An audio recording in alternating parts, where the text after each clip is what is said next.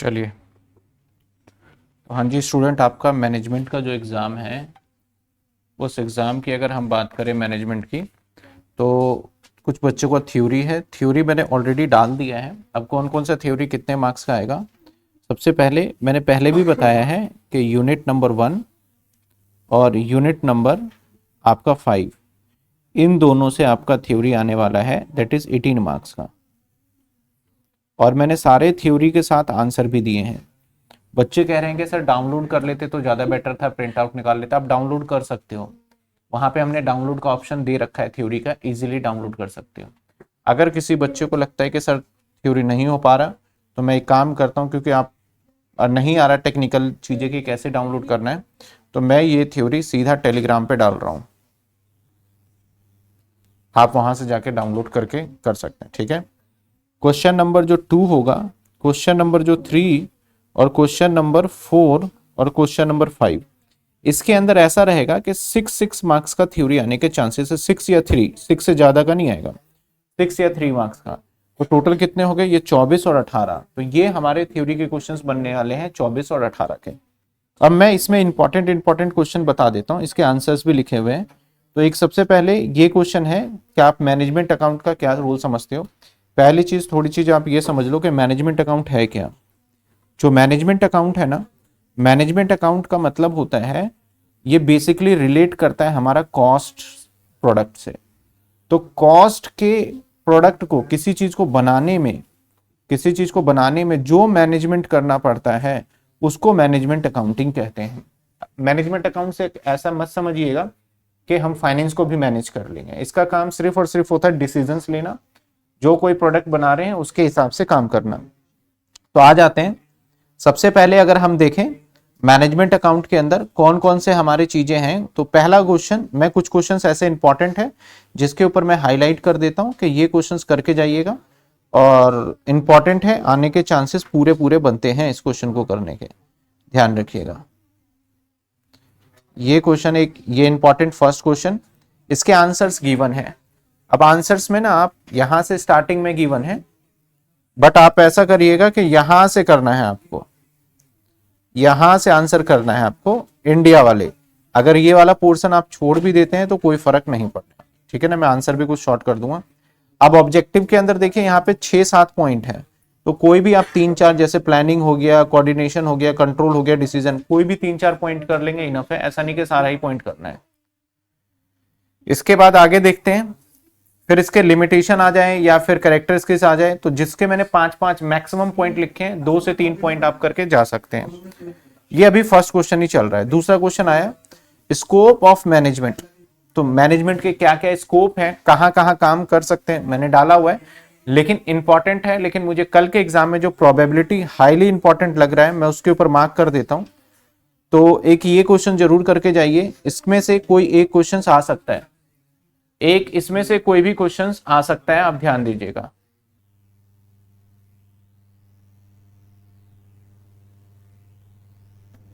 तो इसमें से कोई भी आप करके जा सकते हैं, ये तीनों में से एक पॉइंट आ ही जाता है कि cost accounting, management account, finance. Difference अगर मैं बताऊं तो कॉस्ट अकाउंटिंग प्रोडक्ट के कॉस्टिंग को बताता है, मैनेजमेंट अकाउंट इस कॉस्ट को किस तरीके से यूज किया जाए या ना किया जाए।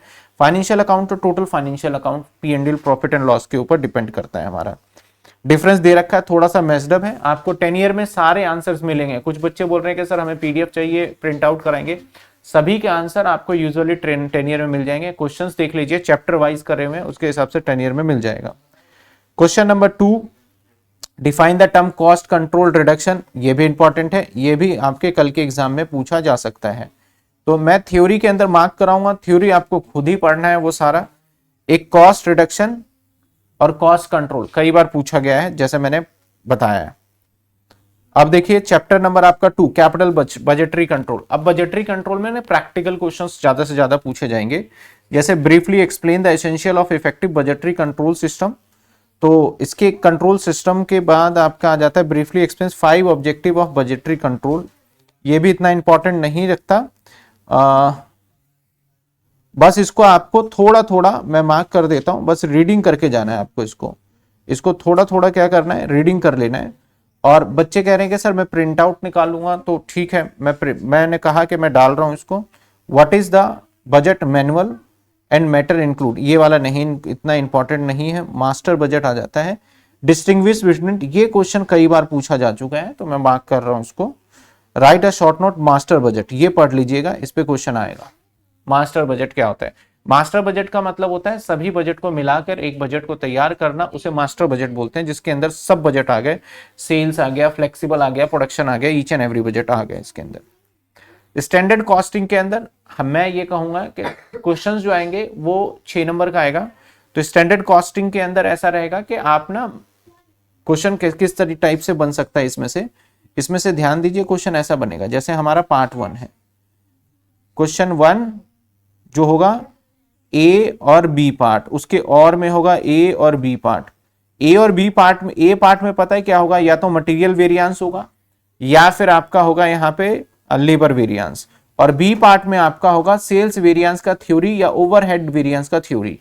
तो आप जब अब अगर आप मटेरियल और ये करके जा रहे हैं, जो बच्चा के स्टैंडर्ड करके जा रहा है वो सेल्स वेरिएंस ओवरहेड वेरिएंस का थ्योरी जरूर करके जाए। जो कुछ भी नहीं करके जा रहा है वो 6 नंबर इसमें से स्कोर जरूर कर सकता है। तो वो standard costing budgetary control system देखो कितनी बार एग्जाम में आया हुआ है, ये इंपॉर्टेंट है, आ जाइए। और ये भी क्वेश्चन इंपॉर्टेंट है, 2 ही क्वेश्चन है इसके अंदर और ये रिपीट होते रहते हैं अक्सर, तो आप इसको कर लोगे तो ज्यादा बेटर है, इससे आपका कवर अप हो जाएगा बजटरी कंट्रोल, और जो कि आपका स्टैंडर्ड वेरिएंस है, cost budgetary control despite the similarly principle. एक सेकंड, मास्टर बजट ये भी बजट का ही क्वेश्चन है, स्टैंडर्ड का आगे आएगा, आगे आगे, ठीक है। हाँ, एक चीज क्वेश्चन में मैं कहूं तो रह गया थ्योरी, बजटरी कंट्रोल एंड नहीं, ठीक है ठीक है ठीक है, स्टैंडर्ड कॉस्टिंग के बिहाफ पे डाल दिया गया है। ये जो रेशियो है मैंने बाकी न्यूमेरिकल करा रखा है, पूछा ही पूछा जाता है, ध्यान दीजिएगा इस पर। एब्जॉर्प्शन वेरियस वेरिएबल, इसमें से थ्योरी ना कहीं भी आ जाता है, बाकी इसमें से थ्योरी बहुत कम चांसेस है। जो क्वेश्चन नंबर आपका बनेगा आपके एग्जाम में, क्वेश्चन नंबर जो 4 बने 3 बने, तो ए पार्ट और बी पार्ट जो बनेगा, एक पीवीआर बनेगा और इसके और में आएगा आपका एब्जॉर्प्शन कॉस्टिंग, प्रोबेबिलिटी, और बी पार्ट थ्योरी का रहेगा जो यूजुअली हमारा अभी तक आता आया है उसी से रहेगा। तो define the marginal costing also distinguish between the, तो इंपॉर्टेंट क्वेश्चन है इसमें से आएगा, तो ये हम करके जाएंगे।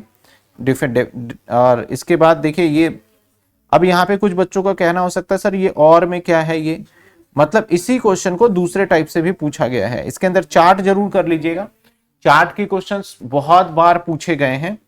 व्हाट इज द लिमिटेड, ये कोई जरूरत नहीं है इतना करने का, एक ही है ये, मोस्ट इंपॉर्टेंट क्वेश्चन है, इंपॉर्टेंट है, बहुत इंपॉर्टेंट क्वेश्चन है ये, चार्ट पूछा ही जाता है। और ऑल्दो मैंने क्लास के अंदर भी चार्ट करवाया हुआ है, जिसको आप ध्यान से करेंगे तो दिक्कत नहीं होगी। कॉस्ट में भी classify in a variety of, अब इसमें से आपके थ्योरी ज्यादा आएंगे। डिसीजन मेकिंग में से ना क्वेश्चन हो सकता है आपका 9 मार्क्स का है, 18 मार्क्स का पूरा क्वेश्चन नहीं आता, ना 15 का आता है, ना 12 का आता है, तो 9, 6 ऐसे ही क्वेश्चन आएगा उसमें से। क्लासिफिकेशन ऑफ द कॉस्ट, और यहाँ पे अकॉर्डिंग टू आइडेंटिफाई आपको करना है, ये सारी चीजें बिल्कुल सिंपल लैंग्वेज में, जिसमें ज्यादा कॉम्प्लिकेटेड नहीं है, जिसको डाउनलोड करना है डाउनलोड करके प्रिंट करा के रीड कर सकते हैं। और ये थ्योरी मैंने कल ही डाल दिया था आपके कोर्स में, ताकि आप उसको रीड कर, कल के पहले से ही डाला हुआ है, अगर पहले से जिन बच्चों ने ज्वाइन कर रखा होगा तो वो इसको रीड कर लेंगे, बस आंसर मैंने कल अपलोड कर दिया इसका। इसके बाद relevant cost, most important question, इन क्वेश्चन में जो मैं टिक कर रहा हूं, ये जो क्वेश्चन एक ही क्वेश्चन है, ये क्वेश्चन 100% मान के चलो आएगा ही आएगा, क्योंकि ये चैप्टर आपका 6 मार्क्स का है। एक ये, इसको अलग अलग वे में बोला गया है, इसके कोई भी क्वेश्चन नहीं छोड़ने आपको रेलिवेंट कॉस्टिंग के, ठीक है ना, रेलिवेंट कॉस्टिंग का तो क्वेश्चन छोड़ने ही नहीं है।